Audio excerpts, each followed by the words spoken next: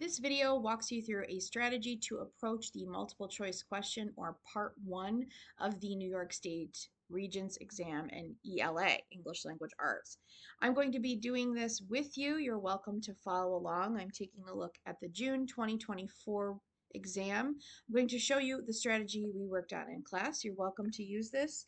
As a reminder, you can do the exam in any order you wish. So one of the first things I do is, of course, I always read the directions. These are the same directions or instructions that have been provided for you before. So you have read them in advance, but I always double check them in the exam. So here's part one. Directions say 1 through 4. Closely read each of the 3 passages below. After each passage, there are several multiple choice questions. Select the best suggested answer to each question. Record your answer on the separate answer sheet provided for you. You may use margins to take notes as you read. And then we have a reading comprehension passage A. Now you know, because you've been paying attention in class, that there are 3 passages in part 1. Passage A is going to be a fictional passage, typically. This is from an excerpt from the novel called The Invisible Man. Passage B will be a poem, and C is typically a nonfiction piece, usually something about science or technology or culture.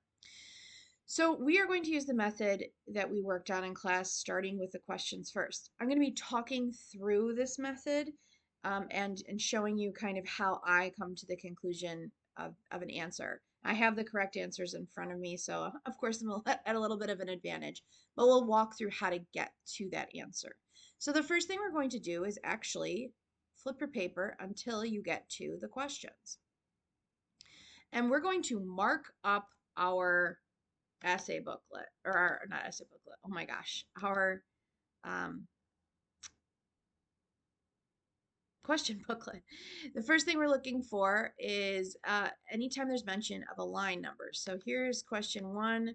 We've got lines 1 through 6. So what I'm going to do, I'm only going to go back to the paragraph 1 through 6, and I'm going to mark it with question 1. So 1 through 6, I'm going to write, I like doing it on the left, you do you. 1 through 6, like this, and I am going to write question 1. I like putting the Q in there because I like it. When Miss McEwen did it, she just puts the number in, and she also does it on the right. Okay, I'm going to go back down. I'm going to go to question 2. What do we have? Description in lines 6 through 11. Great, 6 through 11 is question 2. Same thing. 6 through 11 and Q2. This does take some time at the beginning of the process. The idea is to make the passage more approachable for you. Which phrase from the passage best describes the reader understand ready acquiesce from line 10? Okay, a couple things in this one. So line 10 is number 3. But we see this, here we go. I'm going to use the right side this time. And I'm going to put a little Q3 there. Right. Question 4 says lines 29 through 34. Great. Q4, 29 through 34. 29.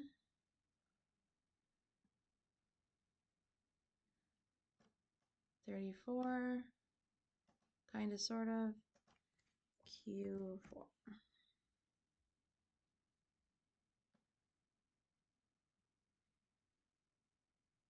Lines 44 through 53.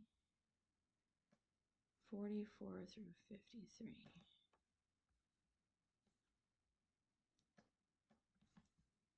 One, two, three, 44 through 2, 3, and that's question 5.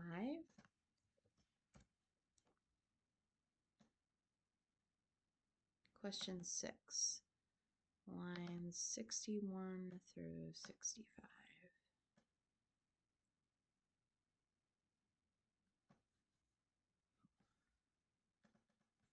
61 through 65.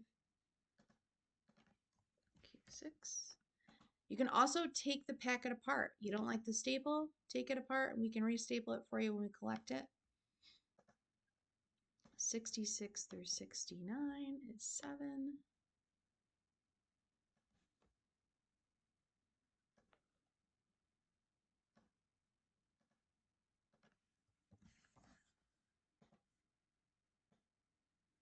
I know you're probably eager just to read the passage, but we do find that this is an effective way of making it approachable for you.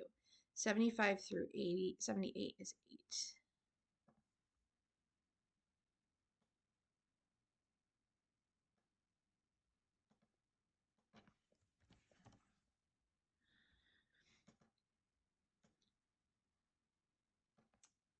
This one, there's usually a question about a specific word. So I'm going to look for that in line 77.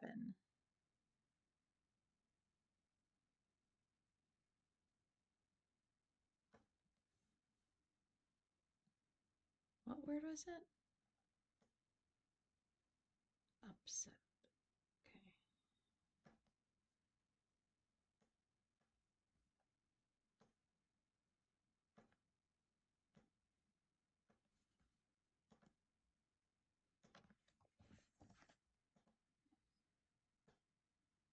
And then usually line 10 has some kind of question about the central idea or an overall question about the whole passage. So we're not going to mark anything up for that. Great, we've marked up passage 1. Now we are going to start by reading the question and the answers for question 1. 1. Mrs. Hall is not alarmed by the stranger, lines 1 through 6, because his 1. Clothing suits the winter weather. 2. Arrival does not interest her. 3. Presence does not seem odd. 4. Dress reflects the current style. Okay. It's definitely something about what he's wearing. So, well, he's got what 2 of these are about something he's wearing. 1 and 4. And 2 and 3 are about his presence and his arrival. She's not interested or it seems odd. So lines 1 through 6. Now I'm going to go to read the passage, lines 1 through 6 only. I'm looking, seeing she's not alarmed. Lines 1 through 6. In this excerpt from a novel, a scientist who discovered a way to make himself invisible has traveled to the town of Ipping, where he plans to develop a method to reverse this result. The stranger came early in February, one wintry day through a biting wind and a driving snow and the last snowfall of the year. Over the down, walking as it seemed from Bramblehurst railway station, and carrying a little black portmanteau in his thickly gloved hand. Okay, these little footnotes here, 1 and 2, they help you define words. Over the down means over the field, and that fancy word means suitcase. Okay. He was wrapped up from head to foot, and the brim of his soft felt hat hid every inch of his face, but the shiny tip of his nose. The snow had piled itself against his shoulders and chest and added a white crust to the burden he carried. He staggered into the coach. Okay, so it's definitely, this says Mrs. Hall's not alarmed because they didn't mention her at all. So in my opinion, I am going to cross off arrival doesn't interest her. Clothing suits the winter weather. Yeah, I mean, that's true. It said it was snowy and he has a hat on. Presence does not seem odd. Dress reflects the current style. Presence does not seem odd. And again, like we don't see what she's seeing, so I'm crossing that one off. So is it winter weather or current style? So is this passage talking more about the coldness, or is it saying like he looked, snazzy? He was wrapped from head to foot, brim of soft felt, hid, the snow piled up against his shoulders. Okay, the wintry day, the biting wind, the driving snow. So if I'm looking just at these 6 lines, there's a lot to talk about snow. We've got winter, wind, snow. We've got a hat. He's kind of like all bundled up. He's wrapped up. There's snow. So I'm going with number 1. And number 1 is the correct answer. Okay, so now I'm going to read question 2. The description in lines 6 through 11 serves to introduce the stranger as frightened and desperate, 2, angry and preoccupied, 3, fatigued and impatient, 4, injured and distracted. Okay, I like these questions when they have the and in them because sometimes if I don't know one of the words, I can use the other one as a clue, or maybe I can eliminate based on the words. Okay, frightened, desperate, I know what those means. Angry, preoccupied. Okay. Well, I know that pre always means something in advance, occupied, so there's something, okay, fatigued. Fatigued. I recognize fatigue means tired, impatient, injured, and distracted. Okay, 6 through 11. I'm going to go back to the passage.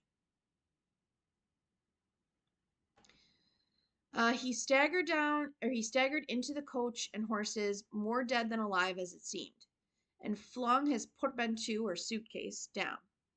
A fire, he cried. In the name of human charity, a room and a fire. He stamped and shook the snow from off himself in the bar, followed Mrs. Hall into her guest parlor to strike his bargain. And with that much introduction, that and a ready acquiescence to terms, and a couple of sovereigns flung upon the table, he took up his quarters in the inn. Okay, I see a footnote, sovereigns. Couple of sovereigns, gold coins. Okay, so, he's walking into this place, more dead than alive. He flung it down. He cried. He stamped and shook. He with that much introduction, he threw some money on the table. Okay, so I'm gonna go back to the question. The description serves to introduce the stranger as frightened and desperate, angry and preoccupied, fatigued and impatient, injured and distracted. I didn't see anything about injury, so I'm gonna cross that off. Angry and preoccupied. Well, he stamped his foot. But was he stamping the snow off? Frightened and desperate. He didn't seem scared. So fatigued and impatient. I mean, he does throw his money at her. He threw the money on the table, so I think I'm going to go with impatient. I'm just going to double check. It says more dead than alive. Oh, definitely. He's fatigued. He's tired. He's more dead than alive. He's tired and he kind of tosses the money at the innkeeper. So I'm going to go with number 3. Okay, next up. Which phrase from the passage best helps the reader understand ready acquiesce? Line 10. Flung his portmanteau down, line 7. He stamped and shook the snow, line 8. To strike his bargain, lines 9 and 10. And with that much introduction, line 10. Okay, ready. Okay, go back up here. We just read this, but it says, and with that much introduction, that and a ready acquiescence to terms and a couple of coins flung on the table, he took up his quarters in the inn. Okay, quarters mean places to stay. So he's ready to kind of make a deal because he's throwing the money on the table and says like terms of a contract. So which one had something to do with that?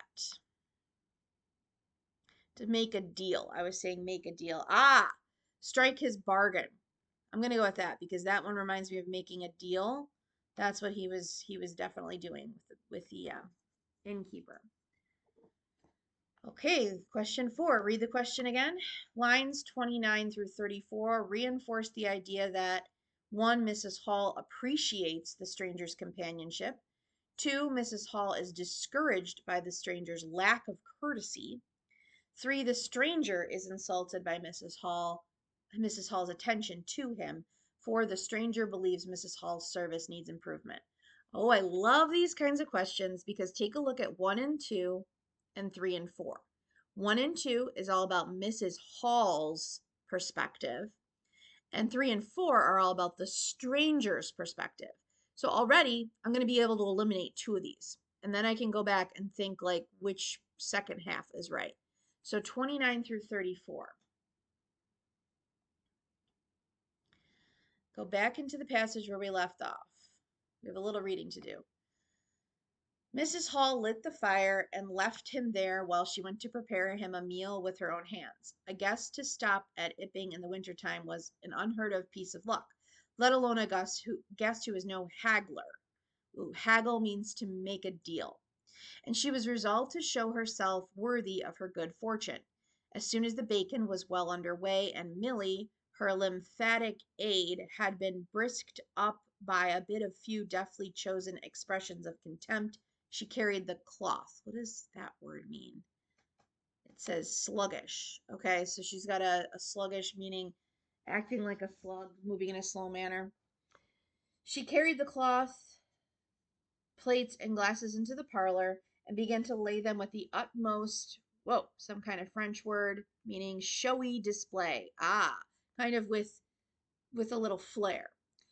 So she's kind of she's kind of making this scene like really nice for the stranger we don't normally get. Although the fire was burning up briskly, she was surprised to see that her visitor still wore his hat and coat, standing with his back to her and staring out the window at the falling snow in the yard. His gloved hand was clasped behind him, and he seemed to be lost in thought. She noticed that the melted snow that still sprinkled his shoulders dropped upon her carpet. "Can I take your hat and coat, sir?" she said, "and give them a good dry in the kitchen?" "No," he said without turning. She was not sure she had heard him, and was about to repeat the question. He turned his head, looked at her over his shoulder. "I prefer to keep them on," he said with emphasis. And she noticed he wore big blue spectacles, glasses, with sidelights, and had a bushy side whisker, beard, over his coat collar that completely hid his cheeks and face. "Very well, sir," she said, "as you like. In a bit the room will be warmer." Oh, here we go. Here's question 4. He made no answer, and had turned his face away from her again, and Mrs. Hall, feeling that her conversational advances were ill timed, she tried to talk with him and he wasn't interested, laid the rest of the table things in a quick staccato, and whisked out of the room. Staccato, well, I'm a music student, so I know that staccato means short, and it is indeed abrupt movement. Okay, so she kind of put stuff down quickly and whisked out of the room. When she returned, he was still standing there, like a man of stone, his back hunched, his collar turned up, his dripping hat brim turned down, hiding his face and ears completely. All right, gonna go down to question 4. They reinforced the idea that Mrs. Hall appreciates the stranger's companionship. Oh my gosh, he wouldn't talk to her. He wouldn't talk to her. I'm eliminating that. Mrs. Hall's discouraged by the stranger's lack of courtesy. Okay, we might be somewhere, meaning he wasn't very polite. The stranger is insulted by Mrs. Hall's attention to him. Um, Maybe. The stranger believes Mrs. Hall's service needs improvement. We didn't see anything about him complaining. In fact, it was really about Mrs. Hall looking at the stranger. So if I'm between these two, I'm definitely going with Mrs. Hall's discouraged by the lack of courtesy. She's kind of shocked at how rude he is. And indeed, that is correct. Let's go back up to, oh, no, question 5, sorry. Lines 44 through 53 suggest that the image of the stranger, 1, exposes his intentions, 2, reveals his identity, 3, confuses Mrs. Hall, 4, shocks Mrs. Hall. Oh, again, we have 2 that are, which of these 2 are not like the other? It's like old Sesame Street. 2 are about the strangers, and 2 are about Mrs. Hall. Is she confused, shocked? Is he revealing his identity, exposing? Ooh, those are kind of similar. Lines 44 through 53. Let's go. Up we go. Oh, we have to read a little bit. She put down the eggs and bacon with considerable emphasis and called rather than said to him, "Your lunch is served, sir." "Thank you," he said at the same time, and did not stir until she was closing the door. Then he swung round, approached the table with a certain eager quickness. She, Mrs. Hall, returning with more food, rapped or knocked on the door and entered promptly, meaning quickly.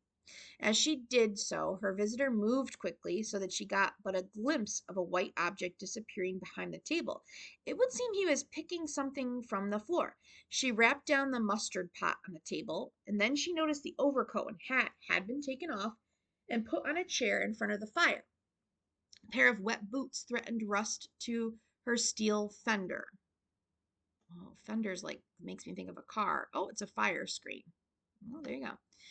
She went to these things resolutely. Um, with determination. I suppose I may have them to dry now, she said in a voice that brooked no denial. Okay, I kind of moved quickly through that reading because I know there isn't a question related to it. So now I'm going to really focus in. I'm reminding myself to focus. He held a white cloth. It was a serviette. That means napkin. Okay. He had brought with him over the lower part of his face so that his mouth and jaws were completely hidden. That was the reason of his muffled voice. But it was not But it was not that which startled Mrs. Hall. It was the fact that all his forehead above his blue glasses was covered by a white bandage, and that another covered his ears, leaving not a scrap of his face exposed, excepting only his pink peaked nose. It was bright, pink, and shiny, just as it had been at first. He wore a dark brown velvet jacket with a high black linen lined collar turned up about his neck.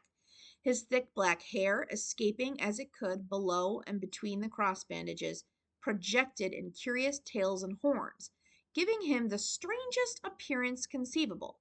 This muffled and bandaged head was so unlike what she had anticipated that for a moment she was rigid. So unlike what she had anticipated. Okay, we're definitely talking a lot about what he's wearing, for sure. A lot about what he's wearing. So take a look. Um, this suggests the image of the stranger exposing his intentions, meaning what he wants to do. No, didn't say anything about that.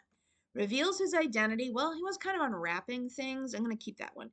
It confuses Mrs. Hall. She didn't seem confused per se. It shocks Mrs. Hall. I'm going to tell you about confused. So I'm going to go back again. She's shocked, or is he like telling her who he is? Oh, but it was not that which startled Mrs. Hall. Okay, I'm looking just where my question was. She's startled. So that means surprised or shocked. Line 6. Lines 61 through 65 suggest that Mrs. Hall determined that the conduct of the stranger is reasonable. 2, concluded that the stranger's actions could be dangerous. 3, assumed that the stranger's appearance is due to a mishap. 4, decided that the stranger should recover at her inn. Oh, okay, back to the reading we go. He did not remove the napkin, but remained holding it as she saw now with a brown gloved hand and regarded her with his inscrutable blue glasses, meaning difficult to see through. Leave the hat, he said, speaking very distinctly through the white cloth. Her nerves began to recover from the shock they had received.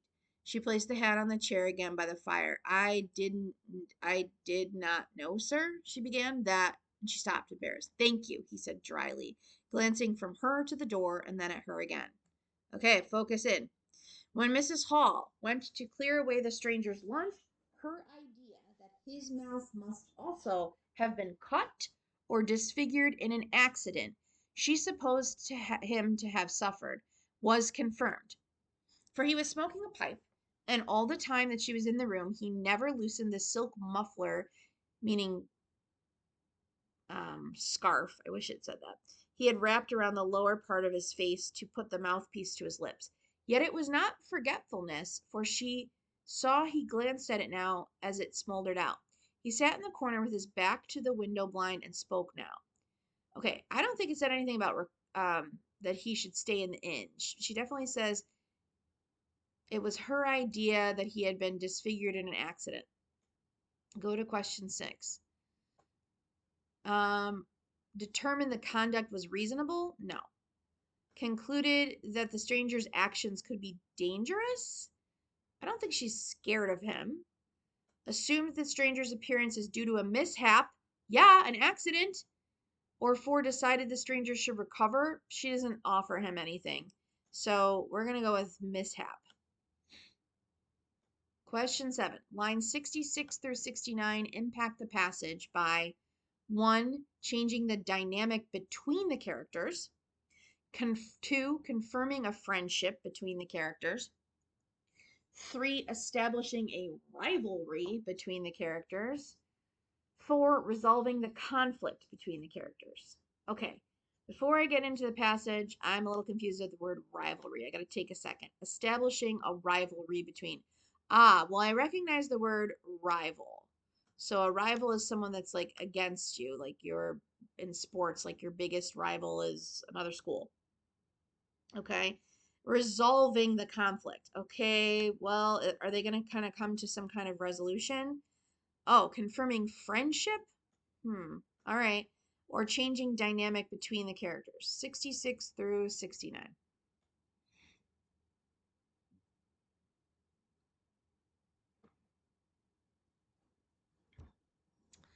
He sat in a corner with his back to the window blind and spoke now, having eaten and drunk and being comfortably warmed through with less aggressive brevity than before. The reflection of the fire lent a kind of red animation to his big spectacles they had lacked hitherto, with less aggressive brevity than before. Brevity, oh, that word is tough, but I see brief. This is meaning short. So it says that he's comfortable now and less aggressive. So, question 7, he's comfortable now and less aggressive. Less aggressive, we don't have a rivalry, we don't have a conflict. So, is there a change in dynamic or are they friends? Yikes. I don't think they're friends. So, I'm going to go with number 1. There's been some kind of change. Number 8. Mrs. Hall's objective, meaning what she wants, in lines 75 through 78 is to 1. Elicit sympathy from the stranger. 2. Persuade the stranger to reveal his story. 3. Warn the stranger to be careful. 4. Frighten the stranger into leaving. So, does she want to frighten, warn, persuade? What does elicit mean? Elicit sympathy. Elicit. Elicit means to get. Does she want to get sympathy? 75 through 78. Here we stopped. Just read this briefly because, again, we're not going to hyper focus on this area. I have some luggage, he said, at Bramblehurst Station, and he asked her how he could have it sent. He bowed his bandaged head quite politely in acknowledgement of her explanation. Tomorrow, he said, there is no speedier delivery, and seemed quite disappointed when she answered no. Was she quite sure no man with a trap who could go over, meaning a horse drawn carriage? Focus in. Mrs. Hall, nothing loath, meaning quite willingly, answered his questions and developed a conversation. Okay. It's a steep road by the dawn. Oh, by the dawn. Oh my gosh, by the down, sir. That was from the beginning. It was the slope. She said in answer to his question about a trap. And then, snatching at an opening, said, it was there a carriage was upsettled a year ago and more. A gentleman killed beside his coachman. Accidents happen, sir, in a moment, don't they? Okay.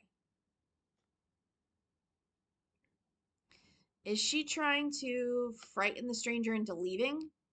No. In fact, she says, stay here. Is she trying to get sympathy? No. All right. This is, I will admit, I would think that it might be number 3 to warn the stranger because she's talking about the dangers of someone there. This is a tough one. The correct answer is 2. She's trying to persuade the stranger to reveal his story. But I will be very honest with you. If I was reading this, I might get stuck because I would say that she's telling him this story, but she said there's a carriage that upsettled a year ago, and more, a gentleman killed.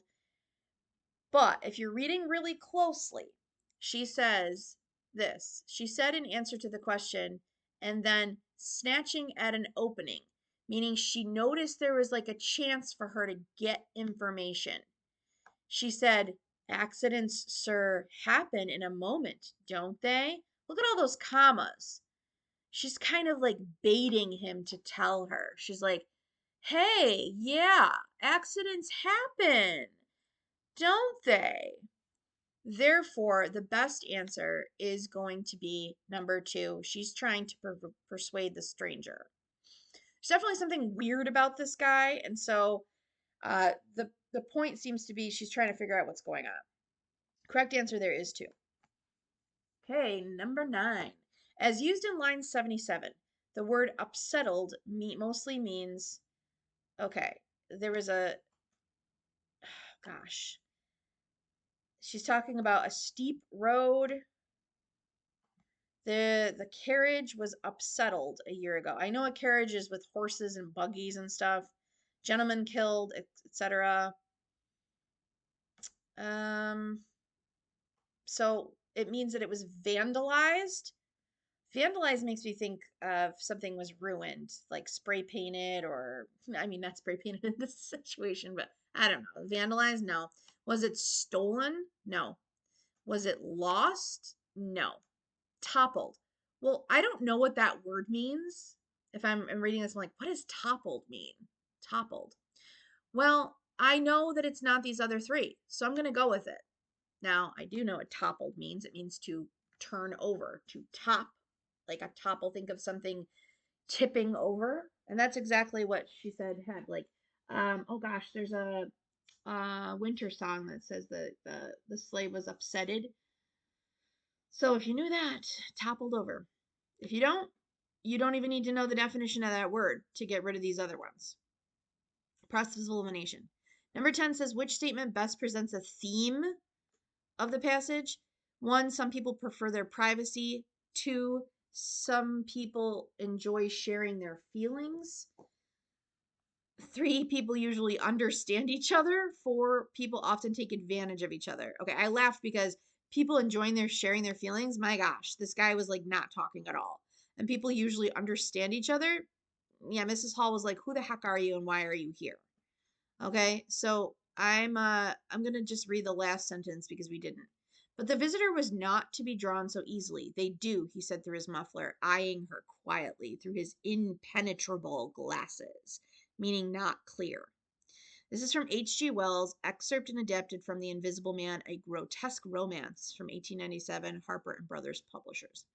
Okay, we definitely are left with a lot of mystery. So some people prefer their privacy, or people often take advantage. Well, I mean, he paid for the inn. I don't think he's taking advantage of anything, so people prefer their privacy. Definitely. That will be your answer. He's very mysterious. Okay, congrats. You made it through the first passage. Here we are, passage B. As I told you, it would be a poem, and it is. This one has a little picture for you. The lanyard. Okay, I've got a footnote. Says a lanyard is a woven cord used to hold a whistle, key, or other object. All right, let's head back down to the questions. 11. Which phrase helps to clarify the meaning of the word ricocheting in line 1? Okay, I'm going to go up to this. I'm going to mark up my questions. So, oh my goodness. Sorry. Line 1, ricocheting. This is question 1. So again, I read the question, I mark up the passage. Don't read the answers yet. Question 12. Comparison of the lanyard to the cookie. Okay, in lines 5 through 8. Go up to question 12. 5 through 8. 5 through 8. 5, 6, 7, 8 is question 12. Whoops, I wrote question 2.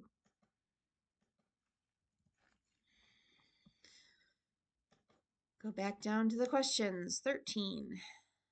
Lines 9 through 18. 13. 13. Wait. Wait, question 13. Lines 9 through 18. Yikes.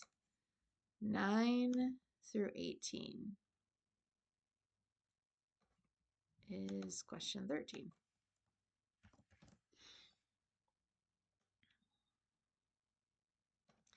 The poem conveys a reflection on, oh, overall question. Got to read the whole poem. Okay, great. Now we're going to read the question. Number 11. Which phrase helps to clarify the meaning of the word ricocheting in line 1? The other day, line 1. Slowly off, lines 1 and 2. Bouncing from, lines 3. My eyes fell upon, line 6. Okay, I could go mark these up in the reading too, but for purposes of this video, I'm going to go read the first couple lines here. I'm looking for the meaning of the word ricocheting. Okay. The lanyard. The other day, as I was ricocheting slowly off the pale blue walls of this room, bouncing from typewriter to piano, from bookshelf to an envelope lying on the floor, I found myself in the L section of the dictionary where my eyes fell upon the word lanyard. Okay, ricocheting. Well, quite honestly, I know what that word means because I played basketball and I know that when I ricochet off the backboard and into the hoop, I make a point. So bouncing. I also see that it says slowly off the walls of the room. I've got bouncing. So I'm going to go back down to this. Which phrase helps clarify the meaning of ricocheting? So I know that it means like to hit off the side of something. So the other day, no, does that have anything to do with it? Slowly off? No. Oh, bouncing from. Excellent. My eyes fell upon. Bouncing. Easy. Number 12. The comparison of the lanyard to the cookie. Lines 5 through 8 serves to remind the narrator of a famous novel, transport the narrator to a different time, confirm the narrator's appreciation for his mother, clarify the narrator's purpose for his work. Okay, we've got 4 different verbs, action words. Is the poet trying to remind us, transport us, confirm, or clarify? Transport means to move. Confirm means to agree with. Clarify means to provide better information. Comparison, lanyard, and cookie, lines 5 through 8. Okay, it says, I found myself in the L section of the dictionary where my eyes fell upon the word lanyard. No cookie nibbled by a French novelist could send one more suddenly into the past. Could send one more suddenly into the past? What does this mean? No cookie nibbled by a French novelist?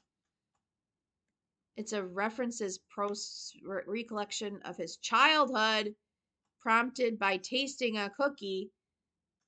It says, more suddenly, no one could send someone to the past. Well, there was something about transporting the narrator to a different time. Great. That's what we're doing. Confirm appreciation for his mom. We didn't even talk about that yet. Clarifying the purpose, maybe remind of it. Well, that might trip me up because I saw that footnote, but if I was really reading, it's about transporting to, childhood. It says that, to the past. Lines 9 through 18 reveal that the boy believes 1 in his skill as a weaver, 2 in the importance of his lanyard, 3 that his mother needed a lanyard, 4 that his effort would please his mother. Okay, what are we dealing with here? If I didn't know what a lanyard was, I saw a picture of it and it also told me. No cookie nibbled by a French novelist could send one more suddenly into the past. A past where I sat on a workbench at a camp by a deep Adirondack lake, learning how to braid thin plastic strips into a lanyard, a gift for my mother. I had never seen anyone use a lanyard or wear them, if that's what you did with them. But that did not keep me from crossing strand over strand again and again until I had made a boxy red and white lanyard for my mother. I had never seen anyone use a lanyard. Okay, so I saw something about something being useful. His mother needed one. Sounds like no one ever needs a lanyard. His skill as a weaver, he's a kid at camp, so probably not. Importance, he thinks it's kind of important. Or does he think this effort would please his mother? It says it would make a gift, learning how to braid. I'm going to say that it's definitely more about pleasing mom, like making a little gift for her while you're at camp. Okay, now we have to read the rest of the poem because we don't have any more markings. So back up here we go. She gave me life and milk from her breasts, and I gave her a lanyard. She nursed me in many a sick room, lifted teaspoons of medicine to my lips, set cold face cloths on my forehead, and then led me out into the airy light and taught me to walk and swim, and I, in turn, presented her with a lanyard. I'm seeing some repetition. He's like, my mom did amazing things for me, like literally give me life and nurse me when I was sick, and I gave her a lanyard. And she taught me to walk, and I gave her a lanyard. Here are thousands of meals, she said. Here is clothing and a good education. And here is your lanyard, I replied.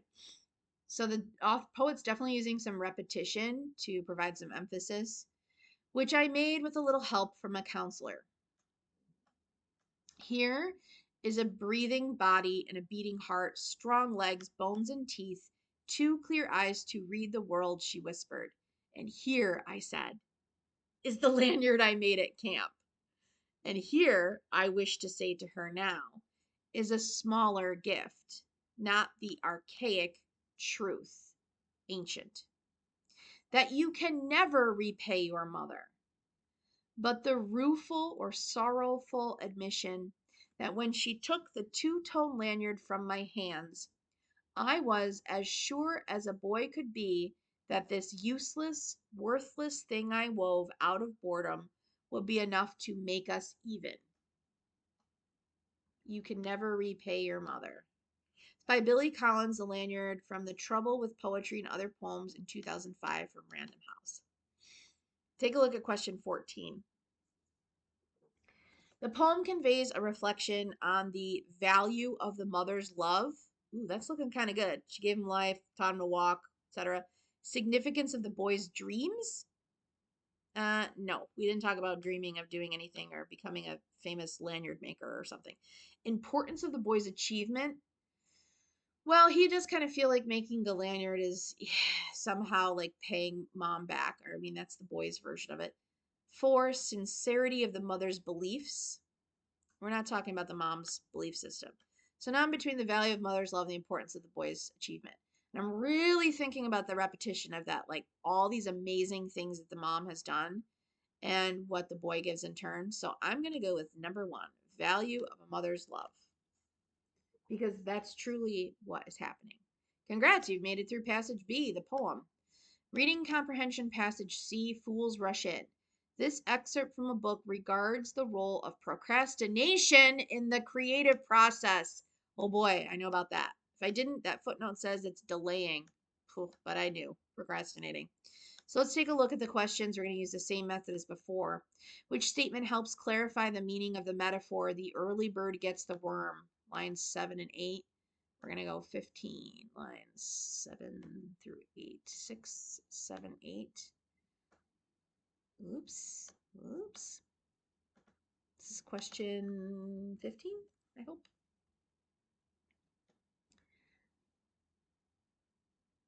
As used in line 14. The word divergent, 14.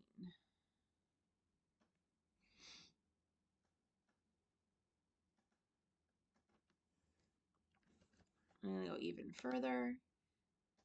And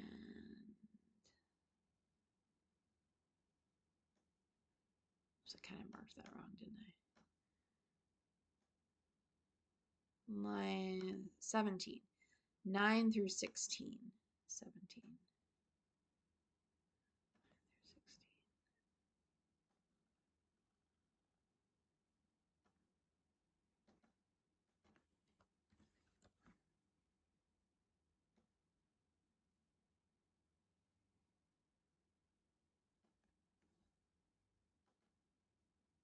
53, 54 is 22.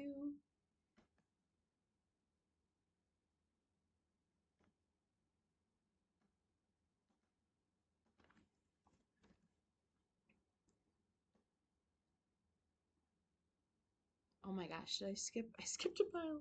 Sorry about that. Go back to 18.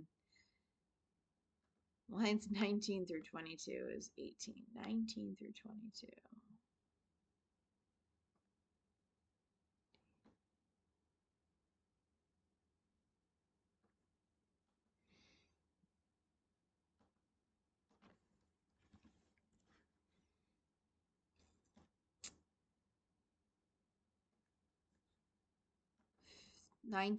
The phrase seizing and freezing. Line 37 is 19. Line 37. Seizing and freezing is question 19. Question 20. 38 through 42. 38 through 42.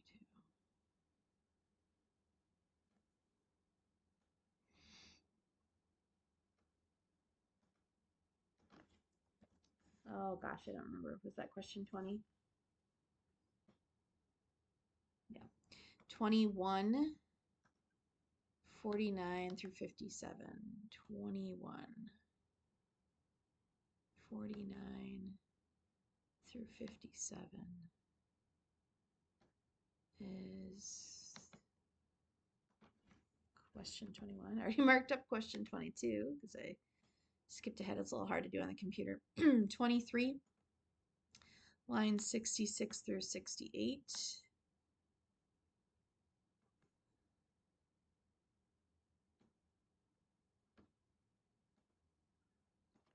And I bet question 24 is going to be something about central idea or main idea of the passage.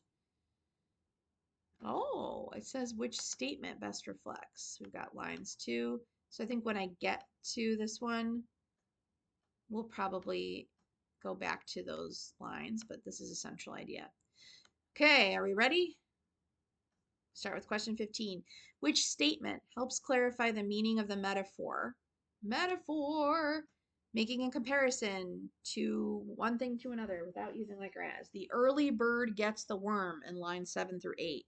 1. In a work and in life, we are constantly taught that acting early is the key to success, line 1. 2, we can be sure to finish what we start and beat competitors to the market, lines 5. 3, I've learned that the advantages of acting quickly and being first are often outweighed by the disadvantages, lines 6 and 7. 4, procrastination might be conducive to originality, line 10. Oh, okay, so I'm going to actually have to read all the way to line 10 to get this one. So let's go into the passage. Here we go. I'm going to read all the way to here. Might mark it. In life and in work, we are constantly taught that acting early is the key to success because he who hesitates is lost. When we have a meaningful task, we're advised to get it done well ahead of schedule. When we have an original idea to invent a product or start a company, we're encouraged to be the first mover. There are, of course, clear advantages to speed. We can be sure to finish what we start and beat competitors to market. But surprisingly, as I've studied originals, I've learned that the advantages of acting quickly and being first are often outweighed by the disadvantages. It's true that the early bird gets the worm, but we can't forget that the early worm gets caught. Recently, an unusually creative doctoral student named, I will mispronounce, so Shin, approached me with a counterintuitive idea. Procrastination might be conducive to originality. Oh, counterintuitive means illogical and conducive means a pathway. So procrastination might be conducive to originality, meaning if we procrastinate, we might be able to get more original work. So it's all about the early bird getting the worm. Let's see what the question was again. Which statement helps clarify the meaning? So the early bird getting the worm, is it about in work and life we're constantly taught acting early is the key to success? Yeah, that's literally what that means. We can be sure to finish what we start to beat competitors. That's kind of what that means too. I've learned that the advantages of acting quickly and being first are outweighed by disadvantages. No. Procrastination might be conducive to originality, meaning if you wait, you can make original things. Well, no, that's the opposite of that meaning. Okay, so I'm down between one and two. Which statement helps clarify the meaning? In work and in life, we're constantly taught acting early is the key or beating mark to market. I think one is the best because it's really what that sentence, that metaphor means. Number 16.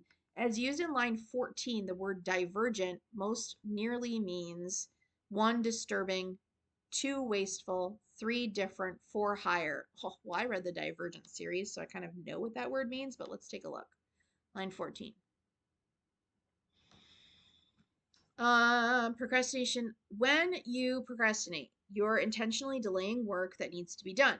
You might be thinking about the task, but you might postpone making real progress on it or finishing it to do something less productive. Shin proposed that when you put off a task, you buy yourself time to engage in divergent thinking rather than foreclosing on one particular idea. So, divergent thinking is different than foreclosing on one particular idea. Foreclosing means, in this case, settling. Okay, let's take a look. So, does it mean disturbing, wasteful, different, or higher? In this case, it says engage in divergent thinking. So I definitely think that it means different. We're going to try to like keep thinking of different ideas. Wasteful, no. Disturbing, no. Line 7, or I'm sorry, question 17. According to lines 9 through 16, Shin's theory suggests that 1. Procrastination provides time for ideas to develop. 2. Procrastination wastes energy needed for progress. 3. Having too many choices makes people less productive. 4. Being the first mover makes success more likely. Lines 9 through 16. Well, we read that already. Procrastination might lead to originality, I have highlighted. You're thinking at work, you're not thinking of like how to make it. Oops. Sorry about that. You're not thinking about how to make it different. You're just kind of focusing in on one idea instead. So, question 17. Procrastination provides time for ideas to develop. Yeah, that's sort of what he's talking about. Procrastination wastes energy. No, he said it's good. Having too many choices makes people less productive. Being the first mover makes success more likely. He says the opposite of that. So number 1 is really what this is talking about. It says we have ideas for kind of time for your idea to marinate and kind of take shape. Number 18, it may be inferred. Inferred. To infer something that sounds like a science word to me, and that is right thinking I can draw a conclusion. It may be inferred from lines 19 through 22 that the individuals who were directed to put off the task to play computer games were more likely to 1. Address trivial details, 2. Generate more original solutions, 3. Complete business proposals efficiently, 4. Solve tasks quickly. So, sorry. Trivial means small. So are we talking about details, original solutions, proposals, or are we trying to do something quickly? Okay. 19 through 22, we got to go back in and read. We haven't read in a bit. Shin asked college students to write proposals for a business on a university campus to fill a lot vacated by a convenience store. When they started the task immediately, they tended to propose conventional ideas like another convenience store. So that conventional was mean basic, because they said the same thing that used to be there. When Shin randomly assigned some of the participants to procrastinate, putting off their task to play computer games like Minesweeper, Free Cell, and Solitaire, they produced more novel business ideas like a tutoring center and a storage facility. Independent raters evaluated the final proposals without knowing who procrastinated and who started immediately. The proposals from procrastinators were 28% more creative. Question 18. may be inferred that the individuals who are directed to put off the task to play video games are more likely to address small details. No. What did they do? The people who put off the task came up with more interesting ideas. Instead of just a convenience store replacing a convenience store, they had like different ideas. So, which one is about different ideas? Quickly? Definitely not. Completing efficiently? That also means quickly. Those are the same thing. So, number two. So, 3 and 4 were almost the same. So, delete them. Number two. 19. The phrase seizing and freezing, line 37, emphasizes the one, importance of targeting specific solutions, two, necessity of limiting solution choices, three, benefits associated with following set plans, four, problems associated with acting too fast. So, different things. We have solutions, we have choices, set plans, or acting too fast. And then we have importance, necessity, benefit, and problem. Seizing and freezing, line 37. Okay, now this part that I don't have marked up, if I was running late on time, I might just skip this because I'm running late on time. I'm not running late on time, so I'm just going to kind of read it, but not really let it get into my brain too much. Although we were excited by these results, we were concerned that procrastination wasn't the real cause of creativity. Perhaps it was playing the games that provided mental stimulation, giving people the energy to think more creatively, or that simply gave them a break away from the task to think. But the experiment showed that neither playing games nor taking a break boosted creativity. When people played the games first, before learning about the task, they didn't submit more novel proposals. To do that, they needed to actually be procrastinating while playing the games, keeping the business proposal task in the back of their minds. And when they started the task immediately and they took a break before returning to it, they had already made too much progress to start afresh. It was only when they began thinking about the task and deliberately procrastinated that they considered more remote possibilities and generated more creative ideas. Delaying progress enabled them to spend more time considering different ways to accomplish it rather than seizing and freezing on one particular strategy. Oh boy, this article is convincing me that I should procrastinate, and I don't need any convincing of that. 19. So, are they saying seizing and freezing emphasize the importance of targeting specific solutions, the necessity of limiting solution choices, benefits associated with set plans, or problems associated with acting too fast? Well, seize and freeze, that's if you act too fast. So I'm going to go with this. Seize mean like you grab the idea and you start working on it and then you freeze. 19. Purpose of lines 38 through 42 is to present one, historical differences regarding attitudes toward procrastination. Two, evidence that the Protestant work ethic valued procrastination. Three, historical verification of consequences of procrastination. Four, evidence of the Industrial Revolution was hindered by procrastination. Wow. So this is definitely something about history. This next part I'm going to read. I know what the Industrial Revolution is because I learned about that in US history, but here we go, 38 through 42. Procrastination may be the enemy of productivity, but it can be a resource for creativity. Long before the modern obsession with efficiency precipitated by the Industrial Revolution and the Protestant work ethic, civilizations recognized the benefits of procrastination. In ancient Egypt, there were two different verbs for procrastination. One denoted laziness, and the other meant waiting for the right time. Oh boy. The purpose was there historical differences. Evidence Protestants didn't value that. I know that because I read the Crucible, and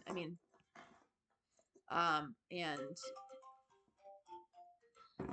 three, historical verification of the consequence of procrastination, maybe. Evidence that the Industrial Revolution was hindered or stopped by procrastination. No, that wasn't true. So I'm going to say the Egyptians treated it differently. So I'm going to say that it's about the differences, and that is right. Number 21. Golder and Tellis's findings, line 49 through 57, suggest that the settlers' success is the result of insufficient funding, that's money, Ineffective marketing, competitive pricing, strategic timing. Okay, 49 through 57.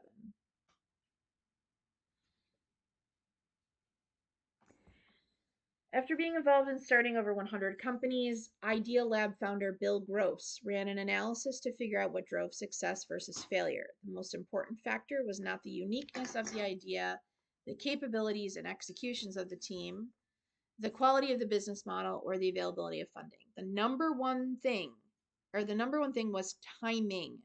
Gross reveals. Timing accounted for 42% of the difference between success and failure.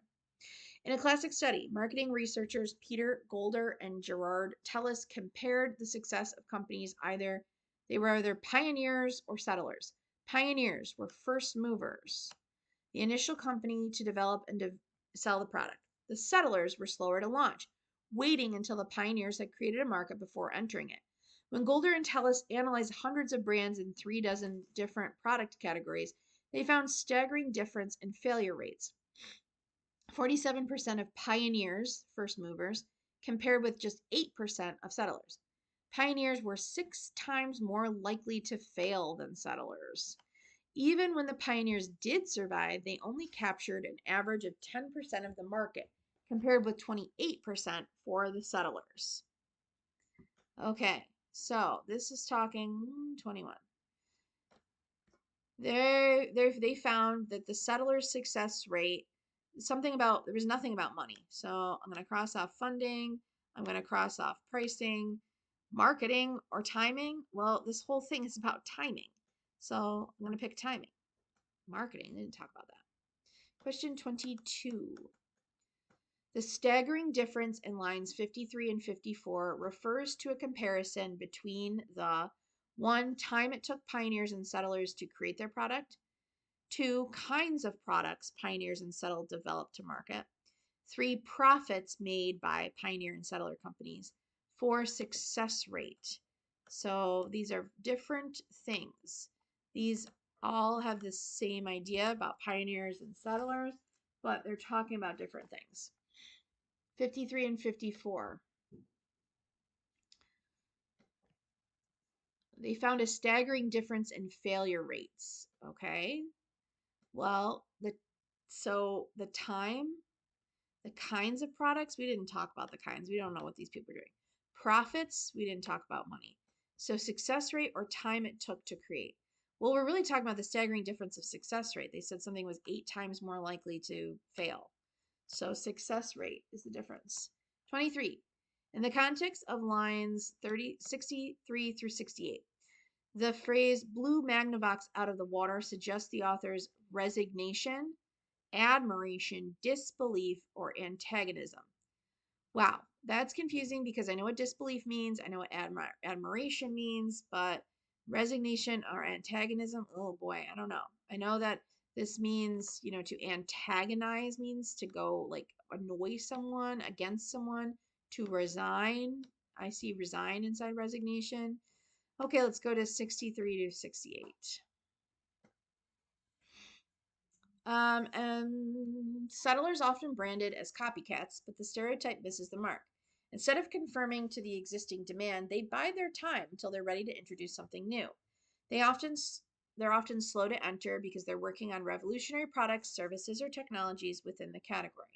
In home video game consoles, the pioneer was Magnavox Odyssey in 1972, which mostly featured rudimentary, meaning basic, sports games.